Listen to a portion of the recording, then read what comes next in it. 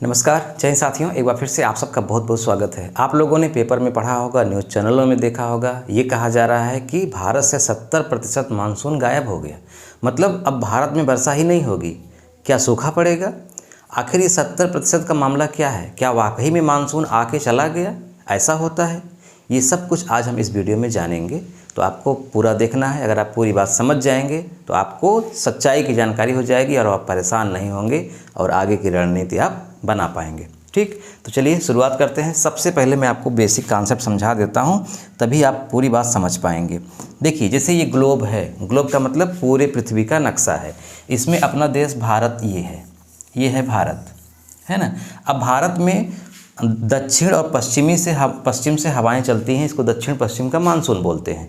1 जून को केरल से टकराती है, 15 जुलाई के आसपास पूरे भारत में फैल जाती है और 1 सितंबर से रिटर्न होकर के लौटता हुआ मानसून अक्टूबर नवंबर तक में वर्षा करके पूरा मानसून खत्म हो जाता है। ये इसकी प्रक्रिया होती है। 15 जुलाई के आसपास ठीक ठाक बारिश होने लगती है और बढ़िया बारिश हो चुकी होती है, लगभग 50%। हमने आपको एक वीडियो के माध्यम से ये बताया था कि इस वर्ष अल नीनो प्रभावित हो रहा है। मतलब अल नीनो के प्रभाव के कारण भारत का मानसून प्रभावित हो रहा है, जिसके कारण भारत में, इंडोनेशिया में, ऑस्ट्रेलिया में वर्षा बहुत कम होगी, है ना। ये आगाह किया गया था इस बात का, लेकिन फिर भी ठीक ठाक बारिश हुई। अब 10-11 जुलाई के बाद उत्तर भारत में, खासकर प्रयागराज के क्षेत्र में बिल्कुल बारिश नहीं हो रही है और पेपर में भी छपा कि 70% मानसून गायब हो गया। अब किसान भाई लोग परेशान हो गए हैं, मतलब अब पानी ही नहीं बरसेगा। बहुत सारे लोग धान की रोपाई ही नहीं कर पाए हैं।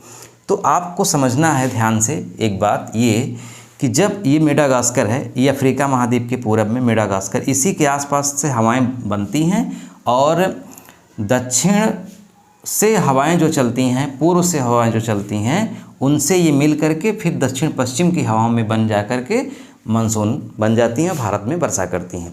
जब ये हवाएं चलती हैं तो साथ में नमी होती है, यानी ये जो पानी है नीला नीला, ये पानी वाष्प के रूप में हवाओं में चिपकता रहता है और ये नमी धारण करके आती हैं, केरल से टकराती हैं।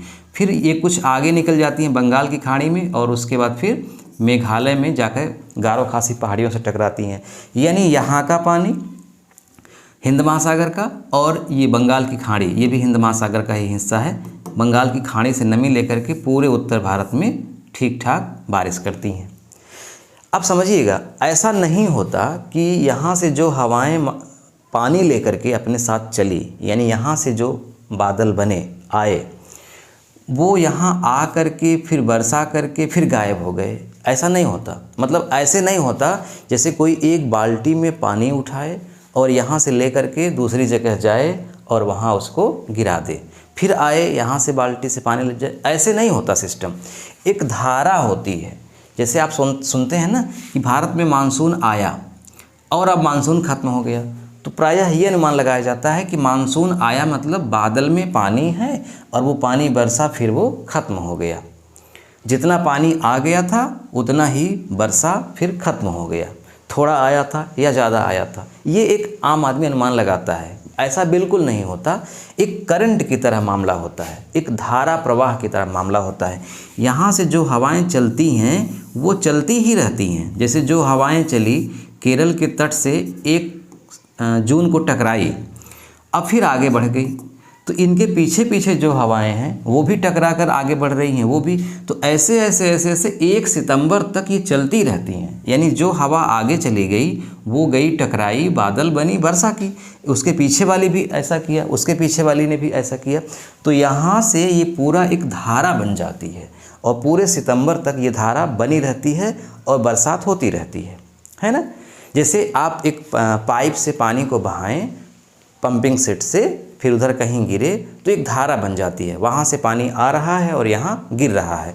ऐसा नहीं होता कि पानी एक बाल्टी उसमें डाल दिया गया फिर बंद कर दिया गया वो यहाँ आया, ऐसे नहीं, वो ऐसे आ ही नहीं पाएगा। वहाँ से वो ढकेलता हुआ आगे बढ़ता है। कभी कभी क्या होता है, इनके बीच में अवरोध हो जाता है। ये क्यों हो जाता है? ये धाराएं चल क्यों रही हैं, ये हवाएं चल क्यों रही होती हैं? जब उत्तर भारत में बहुत ज़्यादा तपिश होती है, गर्मी बढ़ जाती है, यानी निम्न दाब हो जाता है और यहाँ उच्च दाब रहता है, तो उच्च दाब की ओर से निम्न दाब की ओर हवाएं चलती हैं। तो जब तक यहाँ निम्न दाब बना है, यानी जब तक यहाँ रिक्तता है तब तक ये हवाएं आगे बढ़ रही हैं। ऐसे समझिए कि जैसे उधर ढाल है, इधर ऊंचाई है, ऊंचाई से पानी गिरा रहे हैं तो वो पानी ढाल की तरफ तब तक जाएगा जब तक उसको ढाल मिलेगा। अगर उधर भी ऊंचाई बढ़ जाएगी तो पानी उधर जा ही नहीं पाएगा। ऐसे हवाओं के साथ होता है। हवाएं ढाल का अनुसरण नहीं करती, हवाएं दाब का अनुसरण करती हैं, तापमान का अनुसरण करती हैं। यानी जहाँ का तापमान कम होता है उधर से जहाँ का तापमान ज़्यादा होता है उधर की ओर चलती हैं हवाएं। यानी उच्च तापमान से निम्न तापमान की ओर नहीं चलती, निम्न तापमान से उच्च तापमान की ओर चलती हैं और उच्च दाब से निम्न दाब की ओर। उच्च दाब का मतलब जहाँ पे हवाएं ज़्यादा हैं वहाँ उच्च दाब होगा, जहाँ हवाएं कम हैं वहाँ पे निम्न दाब होगा। तो उच्च दाब से निम्न दाब की ओर चलती हैं। तो जब तक यहाँ निम्न दाब का प्रेशर है तब तक यहाँ से हवाएं चल रही हैं। अब यहाँ पर अगर निम्न दाब कम हो गया, इसके बराबर दाब हो गया, तो फिर ये हवाएं यहाँ तक पहुँच नहीं पाएंगी। इसी को विज्ञान की भूगोल की भाषा में मानसून ब्रेक बोलते हैं। मानसून ब्रेक यानी मानसून में ब्रेक लग गया। और ब्रेक लगातार नहीं लगा होता है। ब्रेक कब लगता है? गाड़ी चल रही होती है, ब्रेक लगती है, ब्रेकर आता है, ब्रेक लगता है, रुकती है, फिर चलती है, फिर रुकती है। ब्रेक का काम है अस्थायी रोक। यानी ये जो मानसून में ब्रेक लग जाता है यानी कुछ समय के लिए बरसात रुक जाती है, प्रायः 3 से 4 दिन, 5 दिन, 7 दिन, कभी कभी 10 दिन भी हो जाता है, पानी नहीं बरसता। इसी मानसून ब्रेक की ही भाषा को जब तक नहीं बरसा तब तक ये कह दिया गया कि इतना % बरसात नहीं हुई, इतना % बरसात हुई। अब चूँकि इस बार पानी अभी कम बरसा है, खास करके उत्तर भारत में।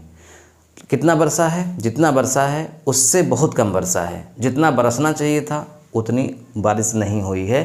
तो एक मोटा मोटा अनुमान लगाया गया कि अभी 70% बारिश और होनी चाहिए थी। जितनी होती है अब तक में उसमें 70% और होनी चाहिए थी, तब जाकर के वो पूर्ति होती। लेकिन बरसात रुक गई, इसका मतलब अब पानी नहीं बरसेगा। ये अस्थायी रोक है। यानी अभी यहाँ पे निम्न दाब का जो प्रेशर था वो थोड़ा सा उच्च दाब की ओर परिणित हो गया है। यानी हवाएं जो नमी लेकर के आ रही हैं उनका मार्ग डाइवर्ट हो गया, या फिर वो अब आ ही नहीं पा रही हैं। लेकिन ये स्थिति लंबे समय तक नहीं बनी रहेगी। जैसे ही गर्मी इधर फिर बढ़ेगी, हीट बढ़ेगी, यहाँ निम्न तापमान हो जाएगा और फिर ये हवाएं पानी के साथ चल पड़ेंगी और बरसात होगी। तो बिल्कुल आपको घबराने की ज़रूरत नहीं है, बरसात होगी। ये अस्थायी रोक है। हाँ, ये हो सकता है कि पिछले साल जितनी बारिश हुई थी या उसके पिछले साल जितनी बारिश हुई थी उतनी ना हो, क्योंकि अल नीनो का प्रभाव है। हमने वीडियो में बताया है, आप इस वीडियो के डिस्क्रिप्शन में जाकर उसको विस्तार से देख सकते हैं। लेकिन इतनी बारिश होगी कि आपकी फसल होगी, बिल्कुल घबराने की ज़रूरत नहीं है। ये अस्थायी रोग है। ठीक, तो मुझे लगा कि पूरी बात आप समझ गए, मैंने आपको समझा दिया। ये भारत का नक्शा है, ये देखिए, ये केरल है, तमिलनाडु है, ये सारा है। आप स्क्रीनशॉट लेकर के देख सकते हैं। ये उत्तर भारत में, उत्तर प्रदेश में खासकर अभी प्रयागराज के क्षेत्र में बहुत कम बारिश हुई है। महाराष्ट्र में बहुत अच्छी बारिश हुई है, कर्नाटक में, केरल में, बिहार, उत्तर प्रदेश में भी ये बलिया गोरखपुर वाला जो क्षेत्र है इधर बहुत ठीक ठाक बारिश हो रही है। बिहार में भी बढ़िया बारिश हो रही है। इधर दिल्ली में खूब बारिश हो रही है। अभी यही स्थान बीच वाला, मध्य वाला, मिडिल वाला, मध्य प्रदेश, उत्तर प्रदेश, यही स्थान अभी कम हुआ है। और ये थोड़ा सा लेट यहाँ होता भी है, इसलिए यहाँ चिंता करने की ज़रूरत नहीं है।